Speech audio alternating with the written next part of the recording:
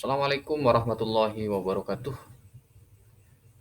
Pada kesempatan ini, mohon izin perkenalkan diri. Nama saya Subairi, calon guru penggerak angkatan 7 kelas 106 dari Kabupaten Probolinggo. Pada video kali ini, saya akan mengulas tentang tugas ruang kolaborasi identifikasi sumber daya atau aset pada modul 3.2. Pada kesempatan ini, anggota kelompok dari saya yang pertama yaitu Bapak Heru Nur Ikhwan, yang kedua saya sendiri Subairi, yang ketiga Ibu Titik Diana, yang keempat adalah Ibu Ika. Ini merupakan kelompok 3 dari modul 3.2, pemimpin dalam pengelolaan sumber daya. Mendapatkan tugas untuk mengidentifikasi aset dan manfaat untuk sekolah di daerah. Kebetulan kami domisili daerah Python, maka kami mengidentifikasi untuk daerah Python. Tujuan pembelajaran dari kegiatan Rukol kali ini adalah calon guru penggerak dapat mengidentifikasi berbagai sumber daya di daerah untuk sekolahnya dan strategi pemanfaatan secara efektif. Dalam hal ini, tentu saya akan meminjam kerangka dari Green dan Hanis tahun 2016 yang memetakan 7 aset utama atau di dalam buku ini disebut sebagai modal utama. 7 modal ini merupakan salah satu alat yang dapat membantu menemukanali sumber daya yang menjadi aset sekolah. Dalam pemanfaatannya, ketujuh aset ini dapat saling beririsan satu sama yang lain. Misalnya nanti akan ada yang namanya modal budaya akan beririsan dengan modal agama. Yuk kita simak ketujuhnya. Nanti akan kami rinci satu persatu. Di antaranya ada modal manusia yang berkaitan dengan sumber daya manusia yang berkualitas, kemudian pemetaan modal atau aset individu. Modal manusia ini juga melingkupi pendekatan lain, mengelompokkan aset atau modal dengan melihat kecakapan seseorang yang berhubungan dengan kemasyarakatan. Kemudian modal yang kedua yaitu modal sosial, dimaknai sebagai norma atau aturan yang mengikat warga masyarakat yang ada di dalamnya. Kemudian juga mencakup sebagai investasi yang berdampak pada bagaimana manusia, kelompok, dan organisasi dalam komunitas hidup berdampingan. Contohnya nanti apakah ada kepemimpinannya, kerjasama, dan saling percaya. Dalam modal sosial antara lain ini juga merupakan asosiasi, yaitu suatu kelompok yang ada di dalam komunitas masyarakat. Modal yang ketiga nanti akan kami bahas juga modal politik. Jadi ini tidak hanya dimaknai sebagai sebuah aktivitas demokratis dalam tataran politik praktis, tetapi merupakan kemampuan kelompok untuk mempengaruhi distribusi sumber daya di dalam unit sosial. Juga modal politik ini sebagai salah satu aset sekolah yang dapat digunakan untuk melahirkan kebijakan-kebijakan yang berorientasi pada kualitas pembelajaran. Modal yang keempat nanti kami akan mengulas tentang modal agama dan budaya. Agama ini merupakan sistem berperilaku yang mendasar yang berfungsi untuk mengintegrasikan perilaku individu di dalam sebuah komunitas. Sedangkan kebudayaan merujuk pada hasil cipta dan karya manusia yang unik yang lahir dari serangkaian ide, gagasan, norma, perilaku, serta benda. Kemudian ini juga sangat penting kita mengerti sejauh mana keberadaan ritual keagamaan dan kebudayaan yang ada di masyarakat serta pola relasi yang tercipta di antaranya dan selanjutnya bisa dimanfaatkan sebagai peluang untuk penunjang pengembangan perencanaan dan kegiatan bersama tentunya berkaitan dengan pendidikan. Yang kelima modal fisik. Nah, ini terdiri atas dua kelompok utama, yaitu bisa bangunan dan infrastruktur, termasuk di dalamnya sarana dan prasarana. Yang keenam nanti kita akan membicarakan tentang modal lingkungan alam. Nah, ini bisa berupa potensi yang belum diolah dan mempunyai nilai ekonomi yang tinggi. Nah, kemudian yang terakhir nanti modal finansial. Ini merupakan dukungan keuangan ya yang dimiliki di lingkungan sekitar Python untuk pendidikan. Kemudian ini termasuk juga tabungan serta pengetahuan tentang bagaimana menanam dan menjual sesuatu yang dimiliki sehingga itu memiliki nilai ekonomis. Yuk kita bahas dari yang pertama di sini, modal manusia. Nah, untuk daerah Python itu memang memiliki rata-rata penduduk yang sudah peduli akan pendidikan, sehingga kalau di rata-rata seluruh penduduk Python dan sekitarnya itu rata-rata pendidikannya minimal SMA. Kemudian rata-rata penduduk bekerja sebagai seorang petani, pegawai, dan wira swasta. Python banyak memiliki tokoh berpengaruh. Nah, ini juga sangat baik.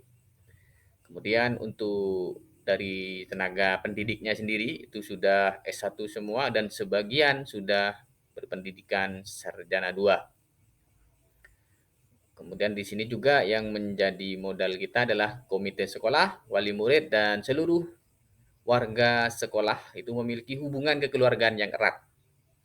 Nah, bagaimana pemanfaatannya? Nah, ini tentunya semakin tinggi tingkat pendidikan sebuah masyarakat, maka semakin tinggi pula pemahaman mereka akan pentingnya pendidikan. Ini sangat berpengaruh sehingga menggalakkan wajib pendidikan di sini itu sampai dengan bukan hanya 9 tahun tetapi 12 tahun itu yang wajib. Sehingga mereka bisa menambah ke tingkat SLTA. Kemudian penduduknya itu bisa diundang sebagai guru tamu. Kenapa mereka diundang sebagai guru tamu? Ya, berdasarkan bidang pekerjaan yang rata-rata petani ini juga bisa menularkan ke murid bagaimana cara bercocok tanam yang baik dan benar itu bisa kita undang untuk memberikan wawasan kewirausahaan kepada murid kita. Apalagi mereka yang sebagai pegawai, entah dia itu di berbagai PLTU sini karena Python dekat dengan PLTU, bagaimana mereka itu bisa memotivasi untuk terus berprestasi membangun Python tercinta. Nah, kemudian dengan adanya banyak tokoh yang bisa dijadikan panutan, eh, jadi warga sekolah itu memiliki tokoh idola di lingkungannya sehingga dia itu untuk pendidikan akan sangat berpengaruh.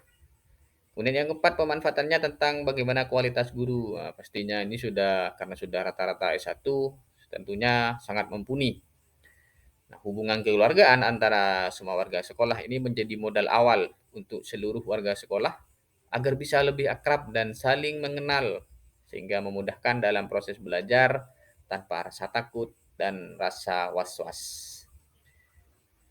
Selanjutnya adalah modal sosial. Ini terdapat berbagai macam komunitas keagamaan karena seperti yang kita ketahui lingkungan Python ini terkenal dengan kota santri sehingga banyak terdapat komunitas keagamaan seperti Sarwah, Muslimatan, komunitas Solawatan yang terkenal yaitu Subhanul Muslimin. Kemudian modal yang kedua berkaitan dengan modal sosial ini terdapat kegiatan penggalangan dana bakti sosial untuk membantu korban bencana. Kemudian juga terdapat sosialisasi waspada nafsa dari pihak yang berwajib.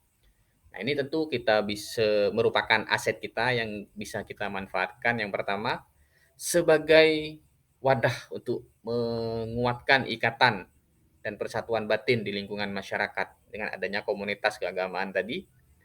Kemudian yang bagaimana dengan baksos? Nah, ini bisa kita manfaatkan sebagai bentuk sebagai tempat lah pembentukan karakter peduli sesama pada murid-murid kita. Kemudian mengenai sosialisasi nafsa, ini bisa kita manfaatkan sebagai langkah pencegahan atau penanggulangan bahaya nafsa kepada generasi muda, terutama murid-murid kita. Kemudian modal yang berikutnya yaitu kritik. Nah, sini banyak atau ada yang namanya program perayaan PHBN. Kemudian juga ada program perayaan PHBI.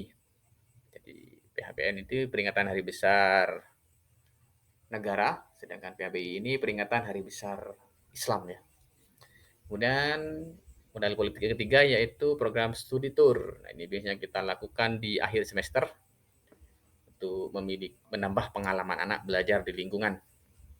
Yang keempat, program pisah kenang. Ini biasanya di akhir tahun pelajaran untuk kelas paling akhir, biasanya itu SD itu kelas 6, untuk SMP itu kelas 9, untuk tingkat SLTA itu kelas 12. Nah, bagaimana pemanfaatannya? Nah, tentu dengan adanya PHBN dan PHBI ini, murid mengenal dan memeriahkan hari-hari besar nasional dan mengisinya dengan kegiatan yang positif.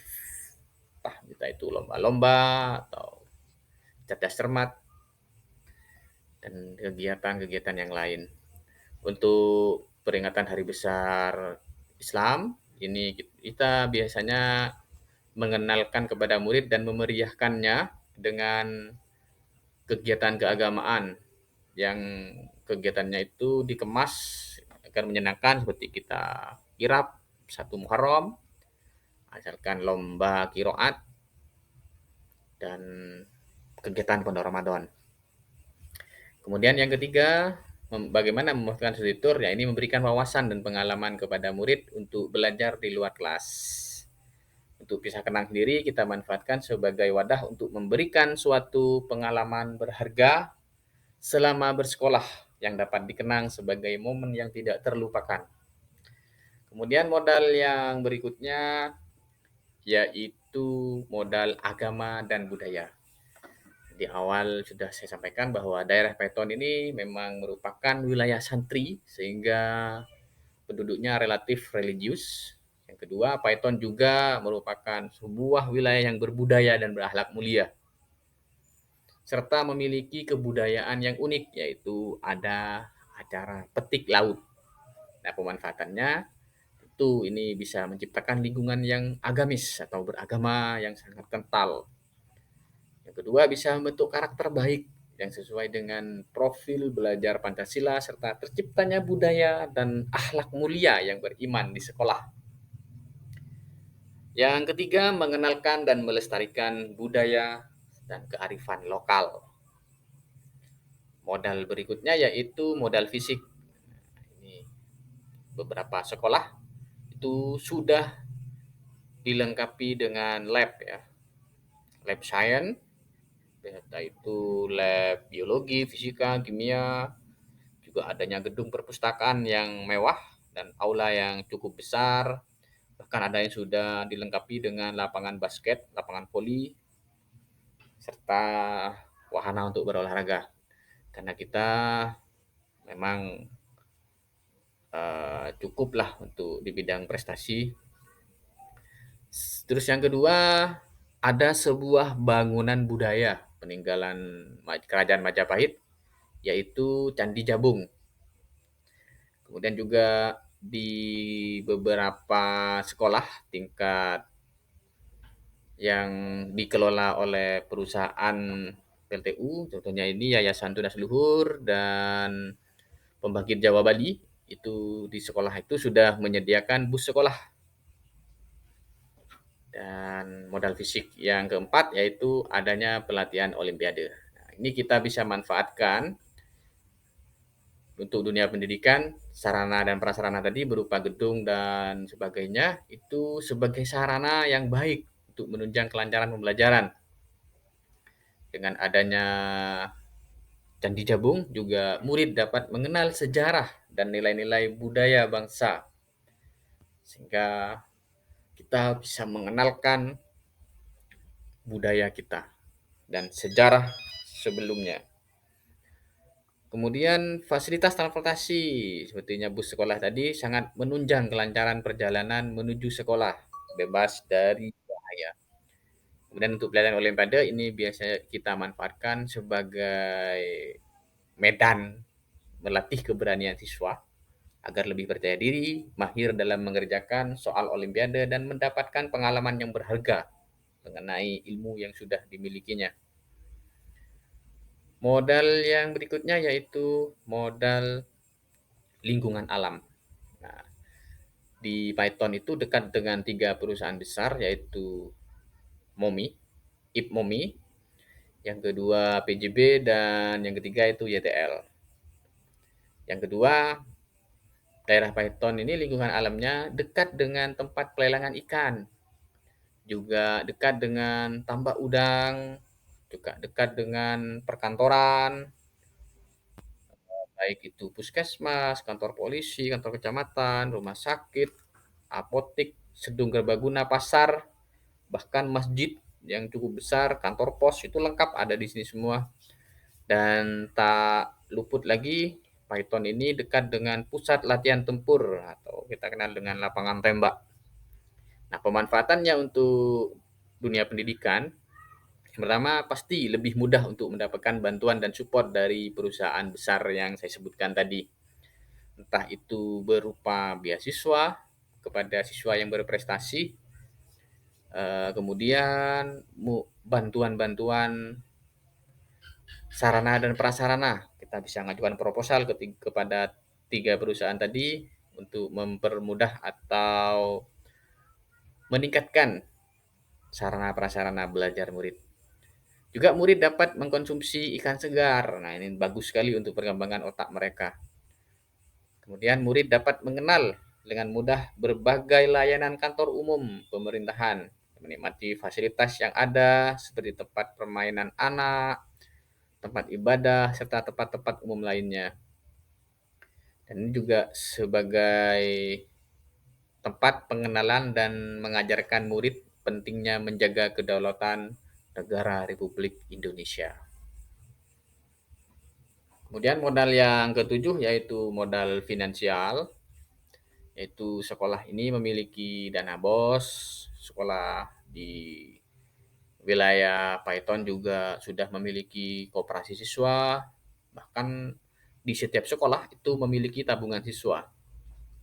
Sekolah juga memiliki pohon mangga. Nah, karena kita Probolinggo terkenal dengan mangganya, tentu untuk daerah Python juga di setiap sekolah itu memiliki pohon mangga di halaman sekolahnya. Kemudian sekolah memiliki daur ulang bahan bekas. Ini sudah diajarkan sejak dini kepada anak.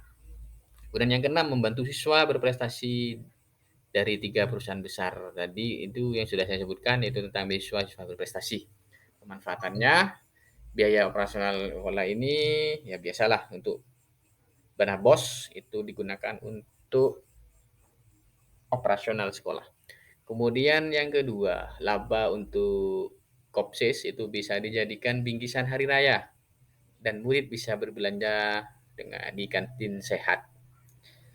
Untuk tabungannya ini bisa kita berikan pinjaman tanpa bunga kepada seluruh warga sekolah, terutama wali murid yang membutuhkan biaya untuk pendidikan anaknya bisa meminjam dari sekolah, dari tabungan siswa ini. Kemudian mangga yang kita miliki tadi itu bisa dijual buahnya dan hasil penjualannya bisa digunakan untuk pengembangan sekolah. Dan untuk daur ulang bahan bekas, ini biasanya hasilnya itu kita pamerkan dan kita jual di pasar raya. Demikianlah hasil diskusi kelompok pada kegiatan ruang kolaborasi modul 3.2. Kurang lebihnya saya mohon maaf.